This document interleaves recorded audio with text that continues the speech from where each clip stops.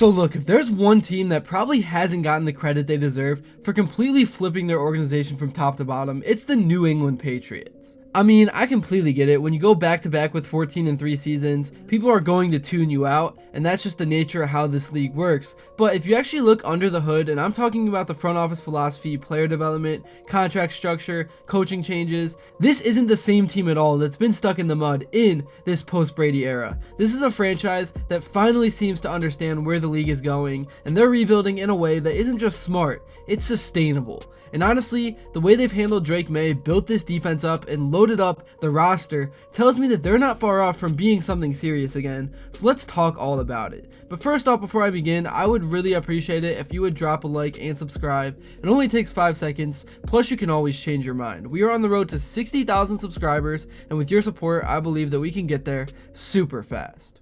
Alright, so first off, let's not pretend the post-Brady era didn't get ugly real fast. After years of dominance, the Pats went into panic mode, overpaying mid-tier free agents like Nelson Aguilar on a $22 million deal, botching draft after draft, and just completely losing their identity. I mean, it's wild. Between 2021 and 2023, New England made 30 draft picks, and by the time training camp opened up, only 12 of those guys were still on the roster. That's not a rough stretch. That's a complete failure in team building. And Mac Jones, he was never set up to succeed. He flashes as a rookie, makes a Pro Bowl, and then you look up and realize the Patriots gave him zero help on the outside. They shuffled through offensive coordinators like a bad sitcom, and they just expected him to figure it out. But here's where things started to shift. Robert Kraft finally stepped in and made a change. He brought in Mike Vrabel as the new head coach. And if you've been watching what Vrabel did in Tennessee, you know this is a guy who can get the most out of his roster. He went 54-45 with the Titans, and that's a team that never, outside of like Derrick Henry, had elite level talent. And that's not a fluke at all. That's culture, that's preparation.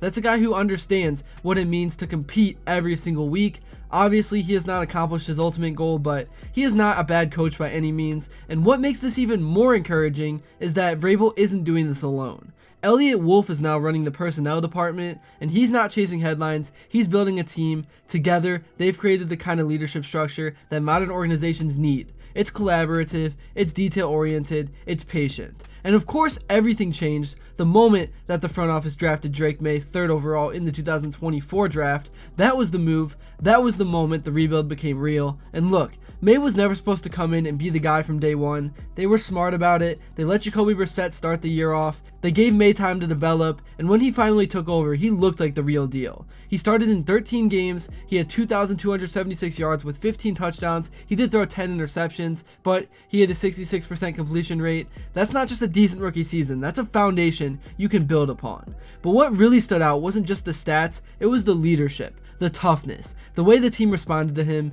and he did all of this while still learning how to play the position at the NFL level. So now the question becomes, how do you build around him? And to their credit, the Patriots wasted no time answering that. They went out and signed Stefon Diggs to a 3-year, $69 million deal. Now, yes, Diggs is coming off a torn ACL and he's had his issues off the field, and I get the concerns there, but the structure of the deal was pretty smart. Only $16.6 million of it is fully guaranteed, and the rest is incentive based. It's essentially a prove-it deal that gives Maye a legit number one option while protecting the team financially. This isn't the Patriots of a few years ago throwing money around just to say they did something. This is a calculated risk that makes sense. But they didn't stop there. They used the 4th overall pick in the draft to grab Will Campbell, a left tackle out of LSU. And yeah, maybe his arms aren't ideal for the position, but the guy can play. He's technically sound, he's physical, and he's exactly the kind of lineman you want protecting a young quarterback. I mean, when he got drafted, he made a speech saying he'd die for his quarterback, so that's what you love to see.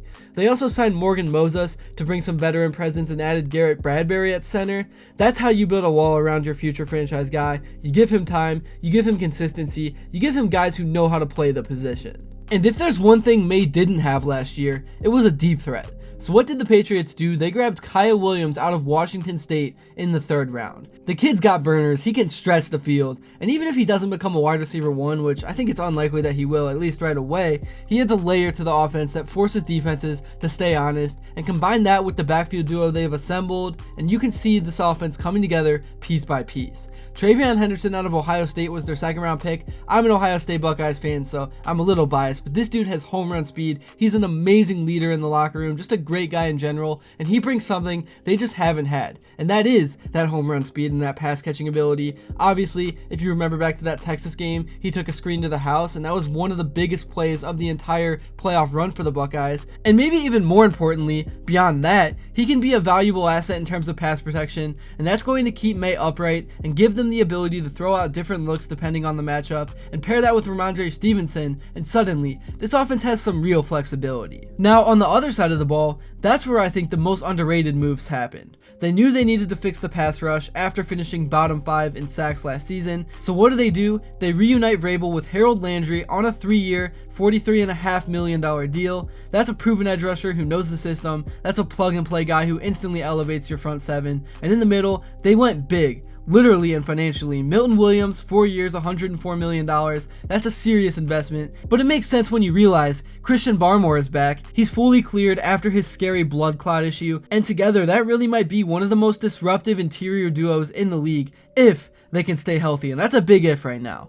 You're talking about a unit that can collapse pockets, blow up run plays, and make life miserable for quarterbacks. They also shored up the secondary level by adding Robert Spillane, a savvy veteran linebacker who can cover, hit, and lead. He's not flashy, but he's the kind of glue guy that makes a defense better just by being on the field. And in the secondary, Carlton Davis comes in on a 3-year, $54 million deal to pair with Christian Gonzalez. That's a legit corner duo. Marcus Epps was also brought in at safety, giving them another experienced voice on the back end, and after watching them get torched at times last season, this is exactly the kind of depth and toughness they absolutely needed. And let's not forget about the coaching staff. Vrabel's not just bringing in names, he's bringing in people he trusts. 11 of his assistants were with him in Tennessee. That means continuity, that means a shared vision. Josh McDaniels is back at offensive coordinator, and while yes, he is a controversial figure at times, he knows this system and knows how to develop quarterbacks. This is kind of his home at this point, so say what you want about how things ended up with Mac Jones, but McDaniels was the best play caller Mac had, and if he can do even half of that with Maye, this offense is going to look way better than people expect. And what I really respect about what New England is doing right now is that they're not trying to shortcut the process, they're not overpaying for fading stars, besides maybe Diggs, they're not mortgaging the future to chase a wildcard spot, they're building something, and it's showing in the numbers. 10 new projected starters, over $350 million spent in free agency, draft picks at premium positions. They're trying to build a complete football team, not just a team that can occasionally win some games and pull off some highlight plays. Vegas set their win total at 8.5 games, and I think that's fair for right now. You go from 4 wins to potentially doubling that, if not more. That's real progress, especially in a division with Josh Allen and the Bills still running things. But here's the thing, New England was better than their record last year. They were 1-6 in one-score games. Their expected win total was closer to 5 or 6. Now you add all this talent, you get some positive regression, and you've got a chance to be competitive again. And don't sleep on how quickly Maye is developing. The reports out of OTAs have been nothing but praise. He's picking up McDaniels' system so far faster than anyone could have expected. He's commanding the huddle, and he's got that quiet confidence that great quarterbacks always seem to have. He's not trying to be Brady, he's just trying to be himself, and that's exactly what this team needs. And then also, even the special teams unit is getting cleaned up. They've made coaching changes, brought in new talent, and you can just tell the attention to detail is back. The culture feels different. Vrabel's got these guys locked in. It's not rah-rah speeches or gimmicks. It's accountability, it's consistency, and just showing up to work. It's not sexy, it's not fun, but they are ready to improve themselves, and that just takes attention to detail and just the boring little things that nobody seems to care about these days. But I think the Patriots are back. I think that's the bottom line. I'm not saying they're a Super Bowl contender. I don't even know if they're a playoff contender, but I think they're back on the right track. They're in the right direction. So let me know what you guys think about this team heading into 2025 in the comments below. That's really all I got for this video. Thank you all so much if you made it to this point, and if you enjoyed and haven't yet, please be sure to drop a like and subscribe, because your support truly does mean the world. And also let me know what you would like to see next, and until then, I will see you all later.